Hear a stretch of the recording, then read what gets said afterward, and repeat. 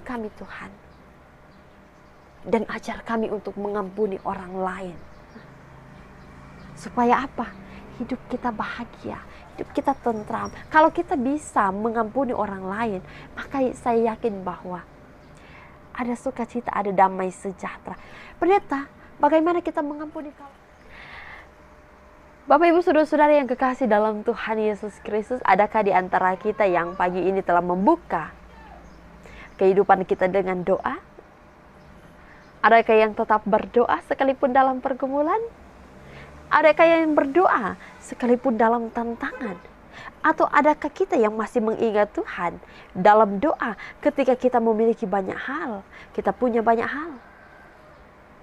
Ini satu pertanyaan yang harus dijawab oleh masing-masing kita. Dan saya sungguh berharap bahwa semua kita yang menyaksikan konten ini, kita mendahului hidup kita dengan doa. Amin. Puji nama Tuhan. Doa adalah bagian terpenting bagi kita. Tidak ada yang beragama kemudian tidak berdoa. Dan tidak ada manusia yang tidak beragama. Untuk itu, semua manusia ternyata butuh doa. Semua agama berdoa. Supaya apa? Supaya ada yang memahami, supaya kita memiliki ketentraman hidup.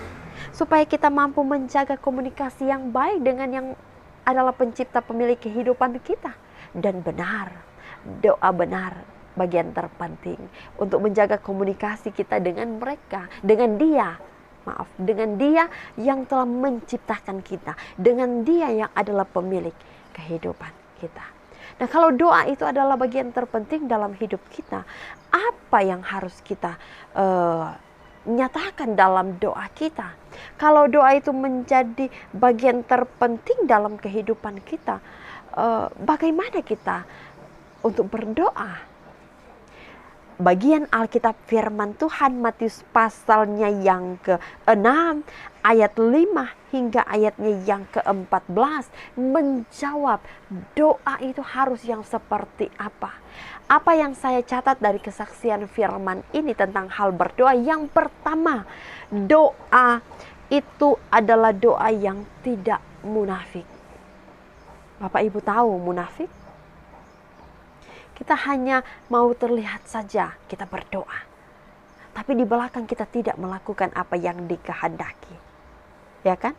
Banyak di antara kita yang seperti itu. Atau mungkin juga saya sendiri sedang bertanya, Tuhan, apakah saya juga demikian? Nah, kalau demikian mari kita merubah cara kita berdoa kepada Dia. Jangan hanya ketika harus terlihat orang, seperti yang disaksikan oleh firman Tuhan. Dan apabila kamu berdoa, janganlah berdoa seperti orang munafik. Mereka mengucapkan doanya dengan berdiri dalam rumah-rumah ibadah dan pada tikungan-tikungan jalan raya, supaya mereka dilihat orang. Wow. Ada hal yang sedang dan sementara kita inginkan kita capai ketika kita berdoa, itu menjadi doa yang munafik. Doa itu betul-betul sebagaimana kata firman selanjutnya, masuk ke dalam kamarmu, tutuplah pintu, berdoalah kepada Bapamu di tempat yang tersembunyi. Harus seperti itu. Nah, kalau seandainya ada yang bertanya, kalau seperti itu pendeta, berarti mereka yang berdoa di rumah gereja, misalnya pendeta, para pelayan khusus, berarti itu doa yang munafik? Tidak, karena kita sedang dan sementara dalam persekutuan beribadah. Yang saya pahami adalah doa yang munafik seperti ini adalah di mana ketika ada orang, kita seolah menunjukkan bahwa kita berdoa, tapi tidak dengan ketulusan. Tidak dengan keikhlasan. Doa itu adalah doa yang sangat-sangat tidak diinginkan oleh Tuhan Allah. Doa itu harus doa yang sungguh-sungguh. Doa itu harus doa yang penuh dengan ketulusan. Doa itu harus doa yang betul-betul membawa kita mampu untuk berbincang dengan Dia, berkomunikasi dengan Dia yang adalah pemilik kehidupan kita. Sehingga jangan pernah kita seolah-olah mau menunjukkan bahwa kita dengan kita berdoa, saya yakin dan percaya ketika saya berdoa, doa saya akan dikabulkan. Doa saya akan diindahkan oleh Tuhan. Untuk itu saya mau berdoa di depan saudara-saudara, atau juga mungkin menunjukkan dengan sengaja kepada orang-orang bahwa orang ini adalah orang yang taat berdoa. Doa itu tidak seperti itu. Doa itu jangan munafik. Kenapa? Tuhan tidak mau kita berdoa seperti itu. Betul-betul memang doa itu dari ketulusan hati kita. Karena doa itu menjadi kebutuhan kita, bukan keinginan kita. Selanjutnya, doa yang mau dimaksudkan dalam kesaksian firman Tuhan, Matius pasal 6 ini, adalah apa? Adalah juga ketika kita mau berdoa, doa itu jangan bertele-tele. Orang mulai akan bertanya, bertele-tele yang seperti apa, pendeta? Pendeta, doa yang bertele-tele itu yang seperti apa? Doa yang bertele-tele adalah kalau menurut saya secara pribadi terlalu banyak hiasan-hiasan. Kenapa saya mau bilang seperti itu? Karena Tuhan tidak menunjukkan pandangannya kepada doa yang terlalu banyak hiasan. Hiasan ini, hiasan itu, kata-kata ini, kata-kata itu yang memperindah doanya, tidak. Tapi doa sesungguhnya adalah mereka yang mampu berdoa langsung pada tujuannya. Misalnya seperti ini, saya mau doa makan. Di doa makan saya itu ternyata bukan hanya doa makan. Ada doa-doa lainnya yang saya masukkan dalam doa itu. Kita tidak sedang mau mendoakan sesuatu yang lain, tapi kita sedang tertuju pada apa yang akan kita makan, apa yang akan kita minum, kita doakan itu. Atau juga misalnya doa yang bertele-tele, terlalu banyak kata-kata indah. Benar kita harus mengagungkan Tuhan, benar kita harus memuliakan Tuhan, tapi bukan berarti doa kita itu adalah doa yang seolah-olah terlalu banyak bunga-bunga dalam doa itu. Doa harus pada tujuan, langsung pada apa yang kita mau mintakan kepada Tuhan. Karena apa? Tanpa kita bertele-tele, Tuhan tahu apa maksud kita. Tuhan tahu apa yang kita butuhkan. Tuhan tahu apa yang harus Ia nyatakan dalam kehidupan saya dan kehidupan saudara-saudara. Kemudian juga, kalau kita memahami bahwa doa itu adalah sarana kita berbicara kepada Tuhan. Kenapa banyak kali doa kita itu dalam pemahaman pemikiran kita berdoa, kalau boleh Tuhan saya mau ini, kalau boleh Tuhan saya mau itu. Jadi kita punya banyak permintaan, banyak keinginan, tapi yang dijawab Tuhan bukan tentang apa yang kita inginkan, tapi apa yang kita butuhkan. Kita butuh apa? Sedangkan firman Tuhan terus mengingatkan kepada saya dan saudara-saudara, carilah dulu kerajaan Allah dan kebenarannya. Karena apa? Karena semua pasti akan ditambahkan.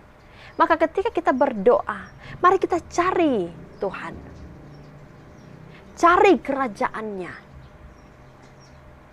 Cari kebenarannya. Kalau kita punya tujuan doa yang seperti itu, mencari itu, maka sebagaimana kata firman, kalau Tuhan berjanji, Dia tidak pernah mengingkari, tapi Dia menepati setiap janjinya. Maka pertama apa? Cari Tuhan, cari Tuhan, cari kebenaran, cari kerajaan Allah. Supaya apa? Supaya ketika kita ada dan mencari hal itu, kita percaya bahwa, kita harus yakin bahwa Tuhan tahu apa yang kita butuhkan dan Tuhan akan memberikan apa yang kita butuhkan. Amin. Nah, Bapak Ibu Saudara-saudara yang kekasih dalam Tuhan, selanjutnya bagian firman Tuhan bilang, karena itu berdoalah demikian. Kenapa ada kata karena itu berdoalah demikian? Saya memahami dengan Tuhan mau ajarkan doa sempurna itu seperti ini. Doa sesungguhnya adalah yang seperti ini. Yaitu pertama apa? Bapa kami yang ada di dalam surga. Bapa kami yang di surga. Itu suatu kalimat, suatu kata-kata yang disatukan untuk mengagungkan Tuhan. Ketika kita berdoa, kita harus pertama-tama mengagungkan Tuhan. Dengan kata-kata selanjutnya, kita percaya bahwa Tuhan, apa yang terjadi dalam kehidupan kita, adalah kehendak Tuhan. Jadilah kehendakmu di bumi seperti di surga. Apapun yang terjadi, semua karena kehendak Tuhan, bukan karena kehendak kita. Selanjutnya, ketika doa ini disampaikan, ketika doa ini diajarkan, kalimat selanjutnya adalah berikanlah kami pada hari ini makan kami yang secukupnya. Apa maksud? Yaitu kita harus mampu untuk bersyukur. Apa yang kita miliki hari ini, semuanya kita syukuri. Berikanlah kami makanan kami secukupnya. Berarti kita harus mampu bersyukur.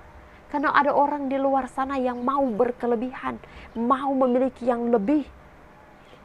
Padahal kita harus meminta secukupnya bagi kita. Cukuplah untuk kita. Setidaknya kita masih menikmati makanan itu, minuman itu, tetapi juga kita sedang dan menikmati makanan rohani. Kemudian dikatakan juga, dan ampunilah kami akan kesalahan kami, seperti kami juga mengampuni orang yang bersalah kepada kami.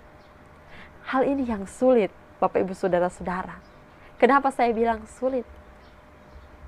Adakah di antara kita yang mampu mengampuni orang lain ketika dia berbuat salah kepada kita?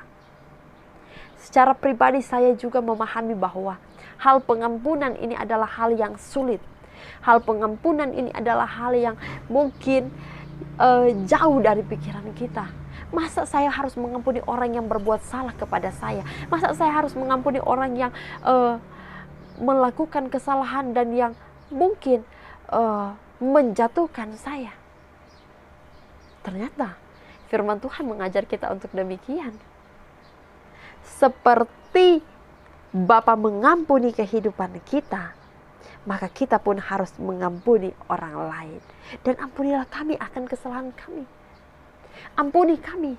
Sebelum kita mengampuni orang lain, kita cek diri sendiri. Apakah kita sudah benar? Apakah kita sudah melakukan yang baik? Maka pertama, minta ampun kepada Tuhan. Tuhan, ampunilah kami akan kesalahan kami. Ampuni kami Tuhan, karena kami bersalah, kami hidup dalam keadaan di mana kami cacat, celah, kami hidup bernoda, kami hidup dengan penuh kesalahan, sehingga kami hidup berdosa di hadapan-Mu. Ampuni kami Tuhan. Dan ajar kami untuk mengampuni orang lain. Supaya apa? Hidup kita bahagia, hidup kita tentram. Kalau kita bisa mengampuni orang lain, maka saya yakin bahwa ada sukacita, ada damai sejahtera. Pendeta, bagaimana kita mengampuni kalau mereka saja tidak mau diampuni? Atau pendeta, bagaimana kita mau minta maaf kalau mereka tidak mau mengampuni? Mari tetap belajar dari firman Tuhan. Harus tetap mengampuni sekalipun mereka tidak mau diampuni. Harus mampu minta ampun sekalipun mereka tidak mau mengampuni kita. Sulit benar, tapi pada akhirnya kita harus melakukan itu. Bicara tentang pengampunan itu adalah suatu hal yang sulit, tapi kita belajar kepada Dia yang mampu mengampuni salah dan dosa kita, membawa kita menuju pada jalan pertobatan dan hidup sesuai dengan kehendak-Nya. Selanjutnya, bagian kesaksian firman Tuhan bilang, janganlah membawa kami ke dalam pencobaan, tapi lepaskanlah kami daripada yang jahat. Jauh dari pencobaan, semua orang mau seperti itu. Maka kita minta kepada Dia, Tuhan, sekiranya kami dijauhkan dari pencobaan, supaya kami pun dijauhkan daripada yang jahat, dilepaskan daripada yang jahat. Karena apa? Karena ketika kita masuk dalam situasi dan kondisi seperti itu, tentu ada banyak tantangan, ada banyak pergumulan kita alami, dan kadang hal itu akan membawa kita dalam dosa dan kesalahan, menuju pada kejahatan dan malapetaka. So, ketika kita menikmati berkat Tuhan sampai hari ini, kita harus memahami, kita harus terarah kepada Dia yang adalah pencipta dan pemilik kehidupan kita. Selanjutnya, karena jikalau kamu mengampuni kesalahan orang, Bapamu yang di sorga akan mengampuni kamu juga. Tetapi jikalau kamu tidak mengampuni orang, Bapamu juga tidak akan mengampuni kesalahan. Ini akan menjawab juga apa yang dicatat dalam doa yang diajarkan Tuhan Yesus kepada murid-murid. Bahwa pengampunan, mengampuni adalah bagian terpenting dalam kehidupan kita. Ketika saya melayani, ada jemaat atau salah satu orang yang berucap kepada saya, kalau seandainya kita tidak bisa saling mengampuni, maka jangan kita berucap doa yang sempurna ini. Saya pikir bahwa ini adalah bagian yang benar. Karena apa? Apa gunanya kita berucap doa Bapa kami kalau kita tidak mampu mengampuni? Apa guna kita berucap doa Bapa kami kalau kita tidak mampu untuk bersyukur? Apa guna kita berucap doa Bapa kami kalau kita tidak mampu mengagungkan Tuhan? Apa guna kita berucap doa Bapa kami kalau kita tetap hidup menuju pada jurang kebinasaan, tidak mau lepas dan tidak mau meminta untuk terlepas dari pencobaan dunia. Untuk itu Bapak Ibu Saudara-saudara yang kekasih di dalam Tuhan Yesus Kristus, biar kiranya doa terus menjadi bagian hidup kita. Ingat, doa bukan tentang apa yang dilihat orang. Doa bukan tentang kata-kata yang indah yang kita ucapkan. Doa bukan tentang apa yang akan kita nyatakan atau doa yang bertele-tele. Tapi doa sesungguhnya adalah doa dari hati, penuh dengan ketulusan. Tetapi juga ingat bahwa doa jangan disertai dengan keegoisan, ketamakan, ambisi, keinginan kita. Karena banyak dari kita yang salah berdoa. Kenapa salah berdoa? Karena doa kita diisi dengan keinginan kita. Doa kita diisi dengan ambisi kita. Doa kita diisi dengan ketamakan kita. Dan doa kita diisi dengan egoisnya kita. Maka semua itu adalah sia-sia. Mari kita berdoa kepada Dia supaya Dia berikan roh yang akan membawa kita, atau roh yang tetap tinggal dalam hidup kita, mengarahkan kita untuk tetap mampu berdoa dalam ketulusan dan mencari Tuhan untuk mengenal apa yang menjadi keinginannya, menjadi harapannya, menjadi kehendaknya untuk kehidupan kita. Yaitu ketika kita diharapkan untuk mencari kerajaan Allah dan kebenarannya, mari kita lakukan untuk senantiasa dalam keyakinan doa itu akan mengubahkan kita. Doa mampu mengubah segala sesuatu. Doa adalah sarana kita berkomunikasi dengan Tuhan. Maka berdoalah ketika kita masih diberikan kesempatan untuk hidup. Tuhan Yesus memberkati. Shalom, damai di hati.